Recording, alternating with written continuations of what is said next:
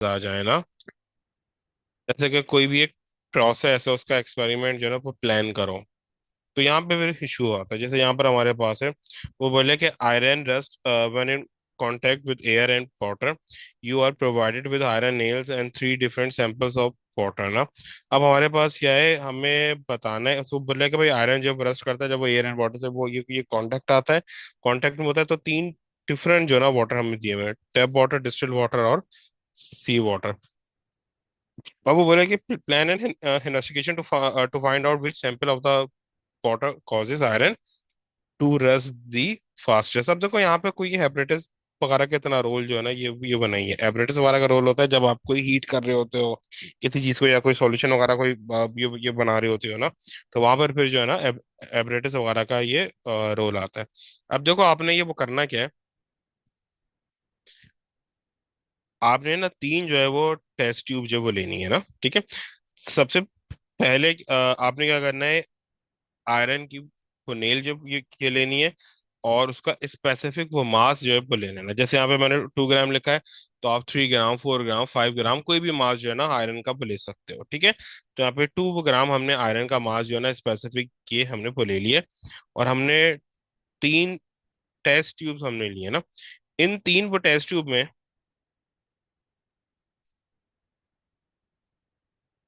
तीन test tube ये हमने लिए, सही है।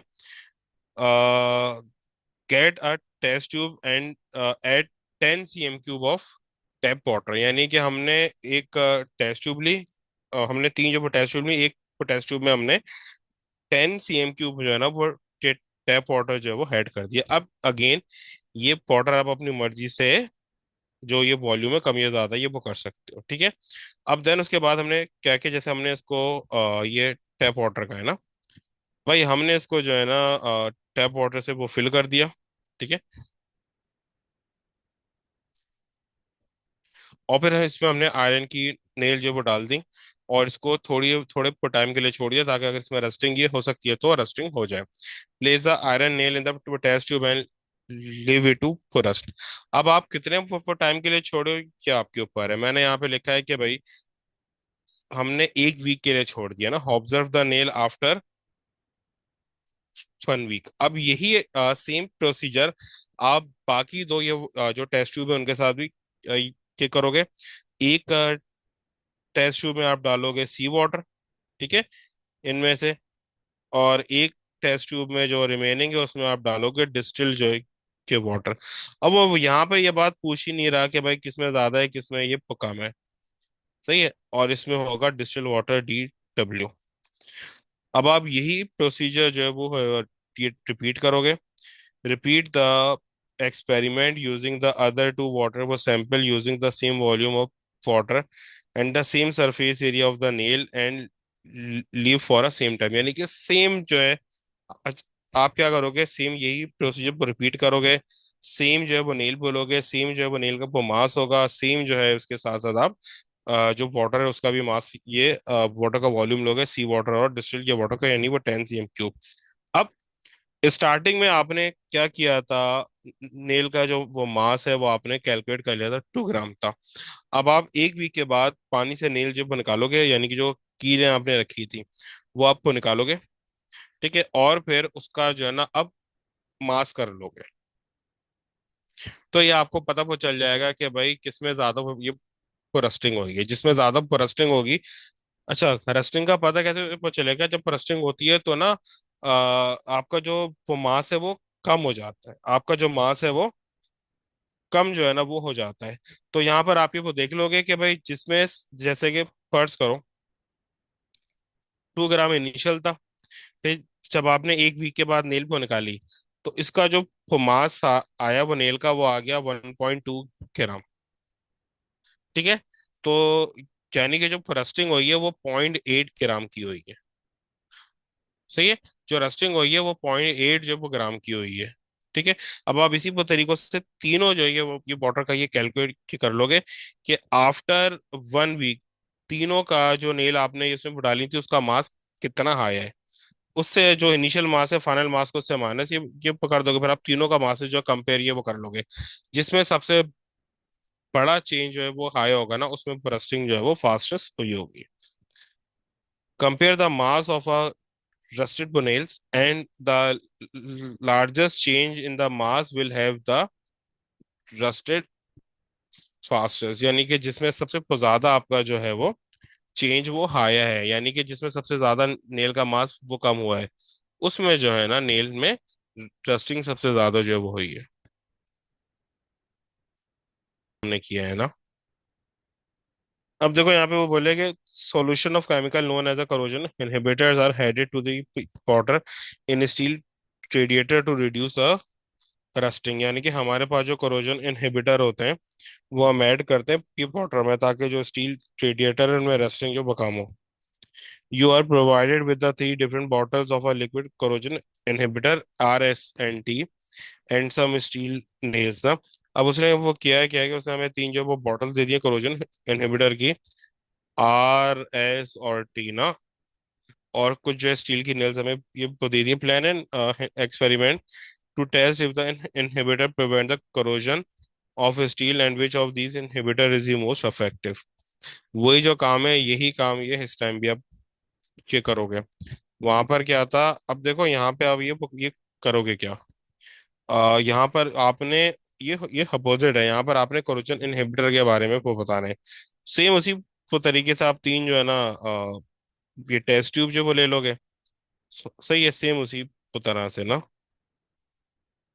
3 जो है आप यहाँ पे ले लोगे ये टेस्ट ट्यूब। ठीक है, सेम जैसे हमने किया है ना, 3 आपने यहाँ पे ले ली तो टेस्ट ट्यूब। सही। और तीनों क्यूब टेस्ट ट्यूब में आपने क्या किया, पहले तो 10 cm क्यूब वाटर आपने इसमें जो वो डाल दिया। ठीक है, फिर 10 cm क्यूब ये वाटर के बाद आपने हर एक जो है ना टेस्ट ट्यूब में 5 cm क्यूब जो है ना इनहिबिटर को डाल दिया। सही है, RS और T ना। अच्छा, पहले आप हार के लिए तो करोगे ना, आपने क्या लिया एक टेस्ट ट्यूब लिया। आप ये बताने का तरीका ऐसे होता है ना, आपने टेस्ट ट्यूब ली 10 cm क्यूब की, सॉरी 10 cm क्यूब इसमें ये पाउडर लिया, फिर उसे आपने 5 cm क्यूब जो है वो कोरोजन इनहिबिटर आर उसमें जो है वो पुट कर दिया। फिर देन आपने 2 ग्राम ऑफ नेल उसमें जो पुट डाल दी। ठीक है, get a steel nail with a 2 gram mass at 10 cm cube of water and 5 cm cube of corrosion inhibitor to the test tube। ठीक है, फिर आप क्या करोगे, जो नेल्स आपके पास है ना वो नेल्स आप पुट कर दोगे इसमें। ठीक है, जो आपने जिसमें आर जो इनहिबिटर जो वो डाला है। ठीक है, और फिर उसी तरीके से उसको 1 वीक के लिए आप जो है ना वो छोड़ दोगे। ठीक है, फिर यही प्रोसीजर आप बाकी 3 इनहिबिटर्स के साथ भी वो करोगे। सेम वही ये वॉल्यूम लोगे इनहिबिटर का, सेम वही ये वॉल्यूम जो है ये वाटर का भी लोगे, और सेम मास जो है वो नेल का भी आप ये पुल लोगे। Repeat the procedure with the inhibitor Q and S and using the same volume and the duration 1 week in the same mass and surface area of the nail। देखो, अगर ऐसी बात है नेल का सरफेस एरिया बहुत ज्यादा होगा तो कोरोजन जब वो जल्दी होगी। फिर अब आप करोगे क्या,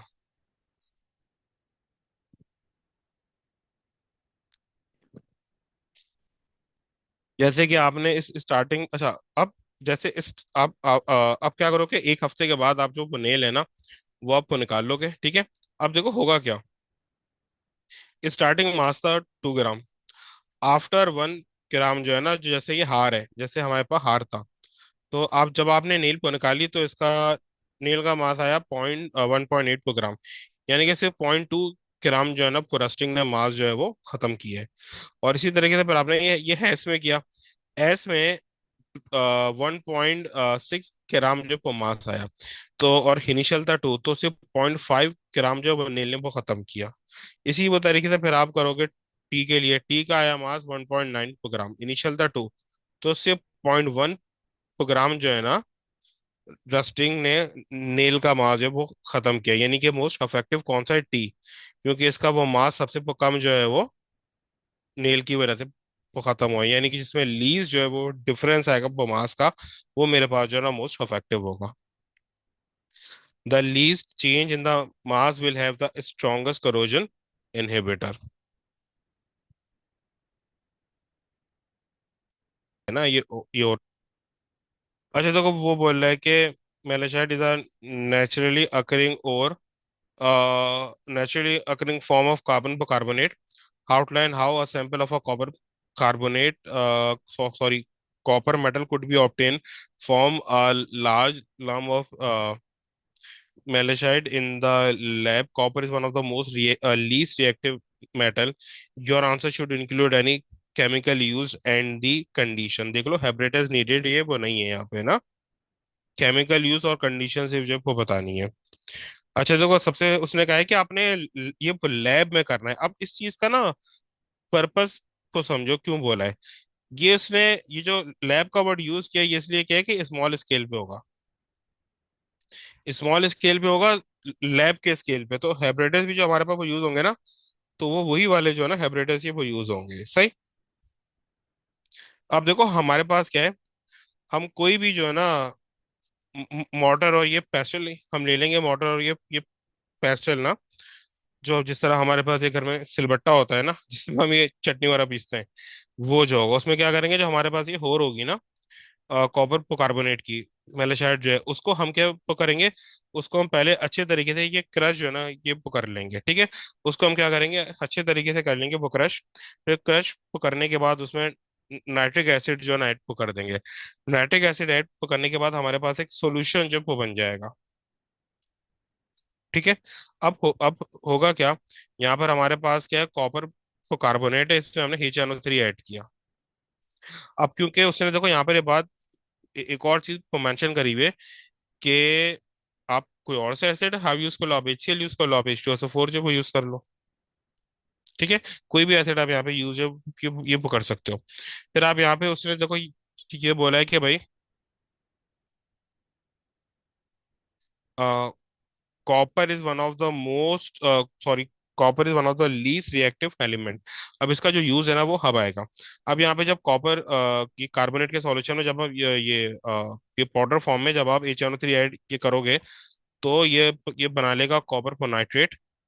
क्योंकि जो एच है वो मेटल को रिप्लेस, जो कार्बोनेट है मेटल है उसको रिप्लेस जब वो कर लेगा, तो हमारे पास बन जाएगा कॉपर नाइट्रेट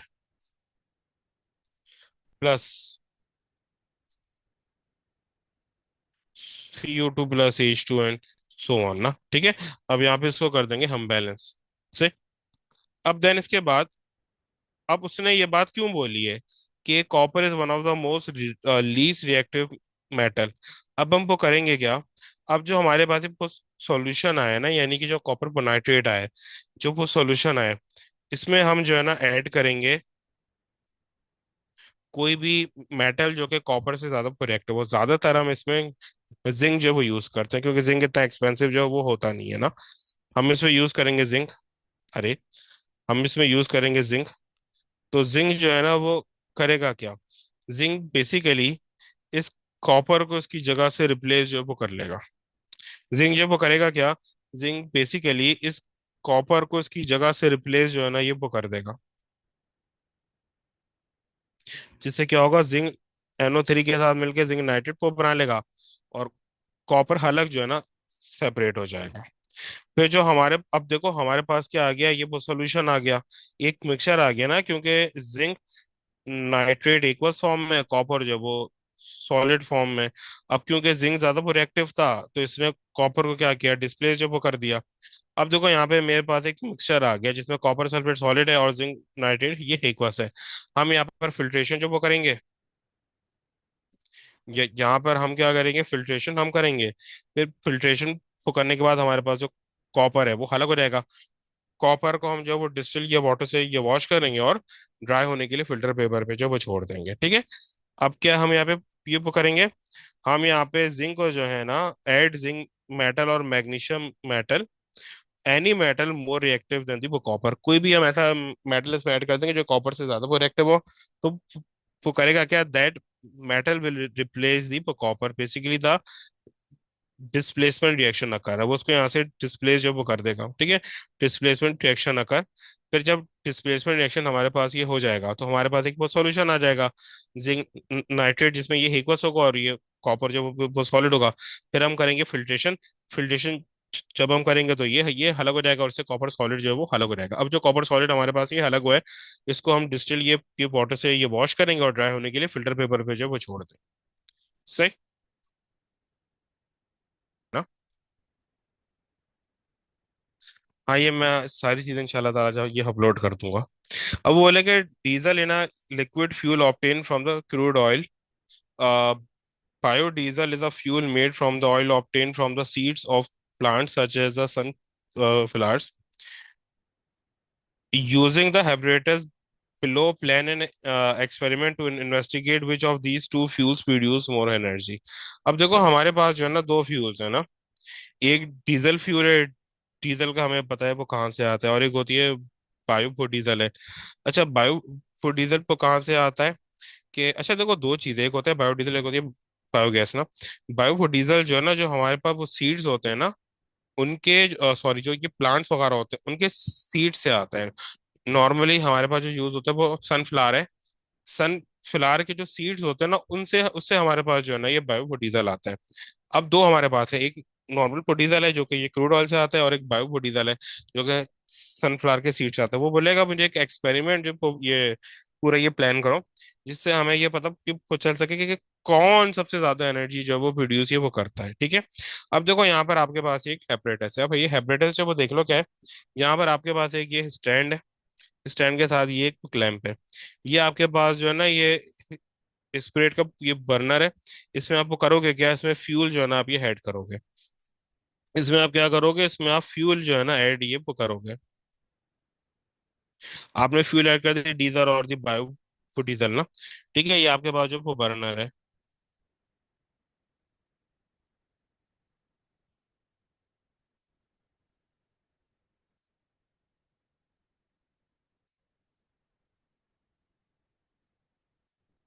जिससे स्पिरिट, और ये इसको बोलते हैं स्पिरिट बर्नर। अब आप वो करोगे क्या, एक टेस्ट ट्यूब को जो है ना विद द हेल्प ऑफ ये क्लैंप आप इसमें जो है ना हैंग ये वो कर दोगे, और जो पॉटर है वो उसमें जो वो डाल दोगे। अब करना क्या है देखो, अब add at the first fuel diesel to the split burner. अब मैं स्टेप बाय स्टेप पूरा ये प्रोसेस आपको वो बता रहा हूँ। सबसे पहले आपने क्या करोगे, स्टेप ये बन गया है। आप इसमें स्प्लिट वो बर्नर में फ्यूल जो है ना ऐड ये वो कर दोगे, यानी बायो वो डीजल इसमें ऐड जो ये वो कर दोगे। फिर वो बोले कि measure the initial temperature of water. अब आपने ऊपर जो क्लैंप में जो ये टेस्ट ट्यूब आपने ये हैंग करी है, इसमें जो आपने ये वाटर ऐड किया 25 cm क्यूब, इसका आप ये टेम्परेचर कैलकुलेट जो है ना ये वो कर लोगे इनिशियल। तो बिफोर हीटिंग आपके पास जो वाटर का ये टेम्परेचर आया है, दैट इज, लेट से room temperature, that is 25 cm cube ना। अब आप क्या करोगे, स्पीड को बर्नर को, जो इसमें फ्यूल जो है जो डीजल या बायो ये वो डीजल है, उसको बर्न करना स्टार्ट जो है ये वो करोगे। ठीक है। आपने इसको बर्न करना स्टार्ट किया, बट ये जो आप ये बर्न करोगे आप सर्टेन वो टाइम के लिए ये जो है वो करोगे। जैसे लेट से आपने 5 मिनट्स जो है ना तक इसको ये बर्न किया। ठीक है। फिर जैसे ही आपने 5 मिनट्स ये पूरे हुए, आपने इसको ये बर्न करना जो ये वो छोड़ दिया ना। सही है। यानी कि आपने रिएक्शन ही स्टॉप कर दिया, स्टॉप द रिएक्शन। फिर then measure the final temperature of the water.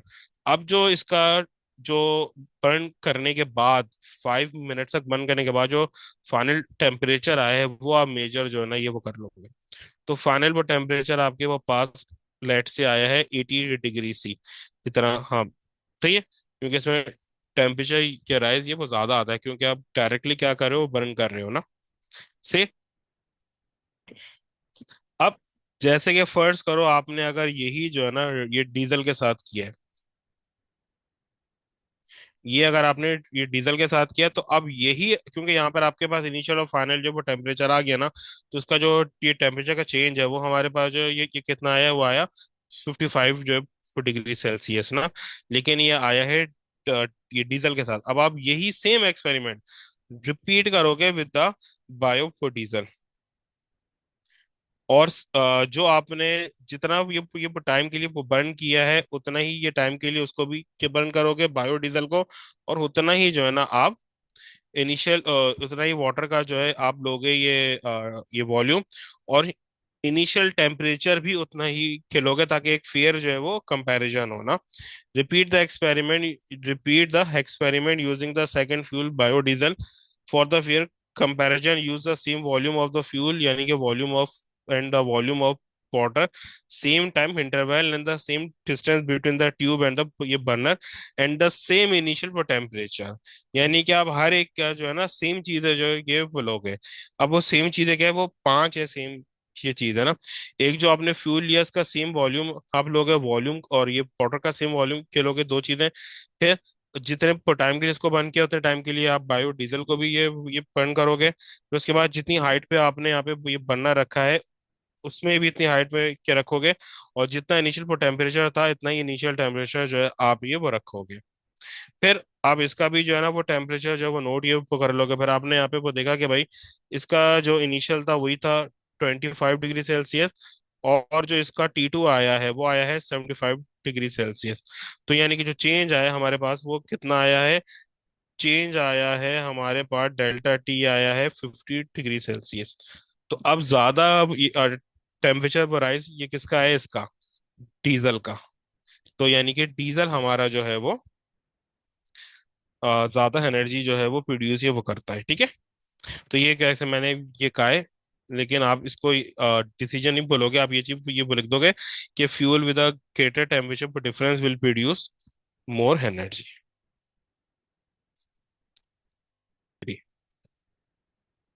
अच्छा देखो, अब वो बोला है कि nuts contain oil, nuts can be burned to produce energy. The apparatus shown can be used to compare the energy produced by burning the different nuts। वो बोल रहे हैं कि भाई जो nuts हैं उनमें ये ऑयल होता है, वो nuts को हम वो जलाते हैं, और ताकि वो जला के हमारे पास एनर्जी जो है ना वो आ सके, ठीक है। अब देखो उसने यहाँ पे एक apparatus हमें जो वो दिया हुआ है जिससे जो है ना हम नट को जो है वो बर्न करते हैं, और कितनी एनर्जी हमारे पास आ रही है ये हम फाइंड आउट जो ये वो करते हैं, ठीक है। अब देखो यहाँ पर क्या है, ये हमारे पास जो पुनट है इसको हमने इस चीज से जो है वो होल्ड किया हुआ है, कोई भी ये क्लैंप हो सकता है, कोई भी स्टिक जो है ना वो हो सकती है। इसको हम ये बर्न कर रहे हैं, जब हम वो नट को बर्न ये वो करेंगे तो नट बर्न होने के बाद वाटर को जो है ना हीट प्रोवाइड करेगा ना, नट ये बर्न होने के बाद वाटर को हीट प्रोवाइड जो ये करेगा, वाटर जो है वो अपना टेम्परेचर जो ये राइज करेगा। अब जो नट ज्यादा टेम्परेचर जो है वो राइज करेगा वो ज्यादा एनर्जी जो है ना प्रोड्यूस ये कर रहा होगा। अब हमारे पास तीन टाइप के यहाँ पे जो है कि नट्स हैं। अब वो हमें ये बोल के रहा, पहले ये हम सुन लेते हैं। Plan and investigation to show which of these different nuts, different type of nuts produces the same, the most energy। You are provided with peanuts, यानी मूंगफली, Brazil nuts and hazel nuts. अब तीन टाइप के nuts ये हमारे पास है। अब देखो जो मैंने को समझाया उसी को तरीके से करना है ना। अब देखो यहाँ पे क्या है, सबसे पहले जो है कि क्या करना है, हमने लेनी है वो टेस्ट ट्यूब। टेस्ट ट्यूब में हमने लेना है कि water. Hold the test tube of a pot with a stand and put the peanuts below it ना, यानी कि नीचे आपने उसके पीनट जो वो रख देना। अभी ये पीनट के लिए कर रहे हैं, बाद में सेम ये टेस्ट हेजलनट और ब्राजील नट के लिए भी करेंगे। Measure the initial temperature of water. फिर आप नट्स को जो है जो जो भी आपने यहाँ पे भी नट लिया उसको वो ये बर्न करना स्टार्ट के करोगे, ठीक है। फिर स्पेसिफिक वो टाइम के लिए ये बर्न करोगे, जैसे 5 सेकंड के लिए, 5 मिनट्स के लिए आपने किया है ना, 5 मिनट्स के लिए। फिर 5 मिनट ये बर्न करने के बाद आप रिएक्शन जो वो रोक दोगे, और जो अभी फाइनल टेम्परेचर आया T2 वो आप कैलकुलेट जो ये वो कर लोगे, सेम जिस तरीके से हमने ये ऊपर किया था, ठीक है। फिर आपके पास आ गया टेम्परेचर चेंज, जैसे कि अभी ये पीनट के लिए किया है, वैसे वो लेट से पीनट का T1 था 25 डिग्री सेल्सियस, यानी ये वाटर का। T2 हमारे पास आ गया 50 डिग्री सेल्सियस, यानी कि टेम्परेचर चेंज कितना है 25 डिग्री सेल्सियस। जैसे लेट से ये आ गया पीनट के लिए। अब आप यही चीज जो है ना वो दूसरों के लिए भी जो है ये कर लोगे, हेजलनट और ब्राजील बर्नट के लिए, ठीक है। और वही चीजों का आपने ख्याल जो रखना होगा, ठीक है। हाँ देखो, टेस्ट ट्यूब का स्टैंड में लगाना बहुत जरूरी क्यों है, क्योंकि फिर आपका जो ये स्टैंड है ना, जो आपका ये वो टेस्ट ट्यूब एक सेम हाइट पे जो ये रहेगी। अगर आप उसको हाथ से ये पकड़ोगे ना तो आपकी वो टेस्ट ट्यूब की जो हाइट है वो ऊपर नीचे जो है ना चेंज जो है वो होती रहेगी। तो इस वजह से वो टेस्ट ट्यूब का स्टैंड पे लगाना जो जरूरी है, ताकि वो एक सेम जो है ना वो हाइट पर रहे। अगर सेम हाइट होगी तो इक्वल जो है वो हीट जाएगी, अगर सेम ये हाइट नहीं होगी तो हीट भी इक्वल जो है वो नहीं जाएगी। Repeat the experiment with the other nut, Brazil nut and a hazelnut nuts. For fair comparison, use the same mass of nut, same volume of water, वही सारी चीजें सेम लोगे ना। Same distance between the test tube and the nuts, इसके लिए आपको same distance के लिए ना आपको उसको एक स्टैंड पे लगाना, ये बहुत जरूरी है। और इनिशियल टेम्परेचर जो है वो सेम ये होना चाहिए। Nuts with the greater difference in temperature produces more energy. हम देखो यहाँ पे ना थोड़ा डिफरेंट टाइप का हमारे पास जो है ना ये क्वेश्चन है वही फ्यूल वाला ही ना, लेकिन ये थोड़ा ये डिफरेंट है। वो बोले कि coal is a fossil fuel when heated strongly, sulphur dioxide gas is one of the product form. बोले कि कोल जो हमारे पास ये फॉसिल फ्यूल है, जब हम इसको जो है ना,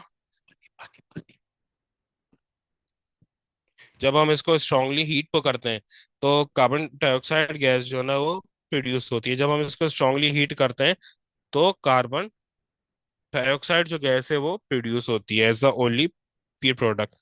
sulphur dioxide changes the colour of acidified KMnO4 from purple to colourless. ठीक है। अब जो वो बोला है कि सल्फर डाइऑक्साइड जो है ना changes the colour of KMnO4, sulphur ये डाइऑक्साइड जो है KMnO4 का कलर चेंज है ये वो कर देती है।